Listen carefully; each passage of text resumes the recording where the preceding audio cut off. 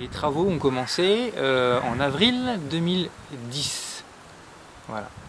Et on inaugure maintenant. On ouvre la médiathèque en décembre, donc dans ce trimestre, et on inaugurera la médiathèque à l'été, on va dire mai-juin. Les travaux ont été très lourds. Quelle enveloppe cela représente?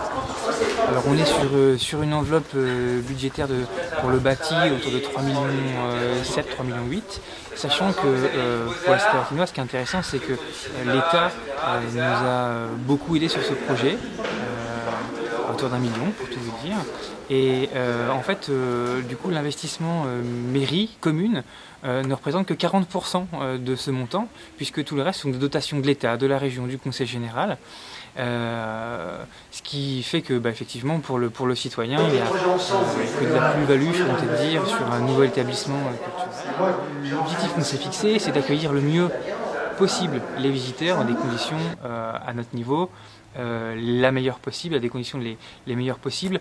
Pourquoi? Parce qu'on est un service public, les gens ont une attente. À Saint-Avertin, ça fait longtemps qu'ils ont la petite bibliothèque du centre-ville. Donc il y a une réelle attente des Saint-Avertinois sur cette bibliothèque. Et je serais tenté de dire doublé par le fait que le château dans l'histoire de la ville et puis pour les Saint-Avertinois, c'est un lieu important.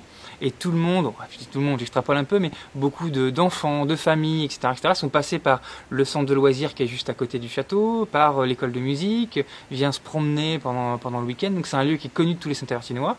Et puis même un peu au-delà, parce qu'on a les habitants de Larçay, de Verrette, etc., qui passent pas loin tous les jours, pour ceux qui vont travailler à Tours. Donc j'espère que ça sera un lieu de vie, en tout cas. Voilà, on verra des familles, que ce sera un lieu de vie.